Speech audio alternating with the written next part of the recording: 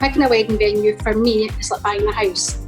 You're not going to get every single box ticked, but you go with the venue where you feel comfortable, where we can make your guests feel special, and I feel we can cater for all of that. But what I always encourage them to do is, go and look at other places, and see what they've got to offer, and go with wherever your gut feeling is and where you can get the most boxes ticked. Hi, welcome to today's Ask Austin. Today I'm speaking to Alison Millar from Inglewood House and Spa. Hi Alison, how are you today? I'm very well, Austin. How are you? Yeah, I'm great, thanks. Good So stuff. Alison, do you want to tell us a little bit about Inglewood House? Yeah, of course. So Inglewood House was built back in 1902 by the Peyton family, who were a very wealthy family based in Clackmannanshire, who made lots and lots of money from making wool. So they stayed in the house with their family for a number of years until Ewan Campbell and his family purchased the house in 2014. So it took him probably about a year to get the house back to the natural splendour as it is today, retaining a lot of the natural features, just doing it really tastefully and making it the house it is, brought it back to life as it is today. Yeah, I mean, if you've not seen it, it's absolutely stunning. Yeah. So in terms of, you obviously do weddings and events, you want to talk us through a bit about that? Yeah, so basically we do loads of different types of events here, from baby showers to private dinings, and obviously the biggest thing we do is our weddings. On average we're doing 80 plus weddings per year. We can really cater for anyone's types of events. The private dining is a very big thing. We've got a beautiful private dining room which is called an Inglewood room, which is really nice. If people maybe don't have a big enough house or kitchen to cater for their own family, they can come here, they can have their food prepared for them, and it's giving them a kind of home from home. So that's a really big thing for us as well, private dining. With weddings being one of the major things, we also do lots of hen parties. So we've got our 4-bedroom lodges, which comes with private hot tubs. They are phenomenal. They're so busy. We've got two. If we could have 22 of them, I think we would fill them every weekend. On top of that, we do things like masterclass cocktail classes, where the girls can come and have a lovely time in the spa, have time in their lodges, and then come over and have dinner, or whatever they want to do. So I think basically we try and cater for every request that we get when it comes to any type of event. We've got various different rooms within the house, where if it's a party of 6 and a party of 106, we can certainly hopefully cater for them. Excellent. I guess the Inglewood room's busy on Christmas Day, or popular on Christmas Day. Yeah, it's normally fully booked a year in advance, the Inglewood room. A larger family will come and maybe book it for 25, 30 people. Yeah. And then on top of that, we've got the ballroom, which is going to capacity on Christmas Day. I mean, last Christmas past there, we've done, I think it was over about 140 covers on Christmas Day. So it was like staged throughout the day. And we'll also have a really nice visit from the Jolly Man Santa himself on the Christmas Day. So that just puts the icing on the cake for everyone. So it's a really nice atmosphere on Christmas Day. I think we've got the place so lovely done up for Christmas, large Christmas trees all over the house. The menu's fantastic. We get a lot of returning customers because the food is so good, and it is a home from home. I think when people come up to the hotel, they don't look at it as, we're going to a hotel. They do treat it as a home from home. It is a house. It's from our house to your house. Yeah. And, that's what we try and install into all the staff. When people walk in, make them feel welcome, have a seat, what's happening. We know a lot of the people that come in, so it's nice to go to a place, yourself. If you're used to going to a restaurant, it's quite nice if you go in and people know you by name. It's nice and welcoming. Yeah. So it's good. It's nice. Excellent. So obviously weddings is a big bit of the business, and I guess you've been spending a lot of time rearranging weddings into next year, maybe beyond. What have you been doing to kind of help your couples through this difficult process?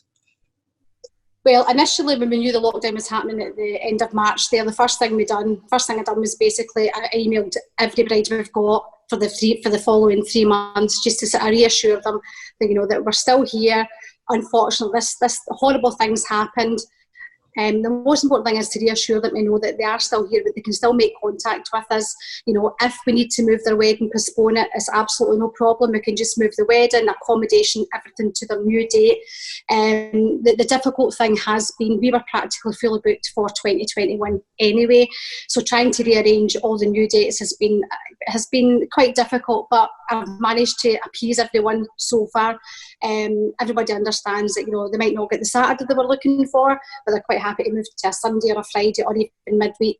When I look at my wall planner for next year, it actually terrifies me because we're back to back every weekend from January right to the end of the year for weddings. I've obviously kept weddings to a minimum for December because we want to make sure we can cater for all our Christmas guests and Christmas events again as well, which we're really good at doing the Christmas party nights. We have we have a lot of returning customers for them too, so that's good. Great. I think every supplier is going to be manic next year. I know what it's like absolutely. myself. Yeah, absolutely. So what advice would you give to brides when they're looking to book a venue? Well, what I say to all of our couples, whether they initially phone me or contact me by email, or they may pop in or they might have an appointment to come and do a show round with me, what I say to them is 9 times out of 10 they come in, they fall in love with Inglewood because it's got that kind of feel about it. It's a home from home, as I've said before.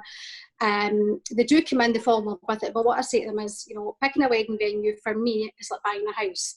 You're not going to get every single box ticked, but you go with the venue where you feel comfortable, where we can make your guests feel special, and I feel we can cater for all of that. But what I always encourage them to do is, go and look at other places, and see what they've got to offer, and go with wherever your gut feeling is and where you can get the most boxes ticked.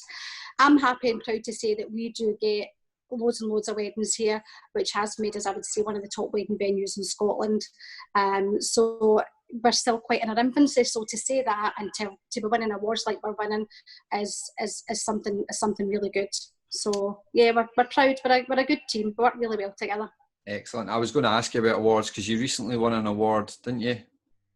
Yeah, we recently won a Vows Award, which is one of the most prestigious in the wedding industry, and we became runner-up for the Confetti Awards as well. We've won Most Romantic Hotel in the past before, so yeah, we're always there or thereabouts. So we're always getting mentioned. So it's a good excuse for the team to get together, get the hair done, the makeup done. Not David, of course, that's a girl's meaning. And for us all to go to Glasgow and have a good night out and hopefully pick up an award on the way.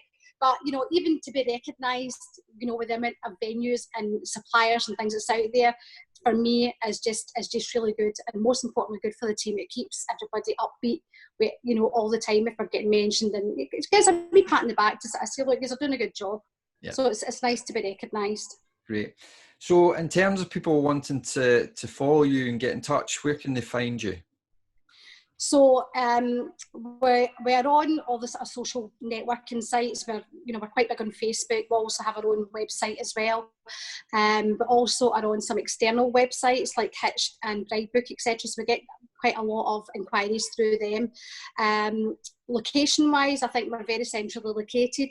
A few miles from Stirling, short drive from most major networks from Glasgow and Edinburgh as well. So we're easy to find, whether it be driving in the car or whether it be trying to find us on social media. We're always here. We've also got a designated email address for inquiries for any types of events as well, which comes into myself or my colleague Jade. So we're always trying, turn around calls and things like that within 24 hours. So it's good if people's wanting to come and speak to you about a wedding or any type of event. It's such an exciting time for them. So we've got to be in the ball and make sure we're there, right away for them, to make sure we can offer them the services that hopefully we tick all their boxes. Excellent. Well, listen, Alison, thanks very much. I know you're really busy trying to get ready for reopening, so I really appreciate you giving up the time. No, it's my pleasure. Okay, thanks again. Thank you. Take care. Best wishes. Bye.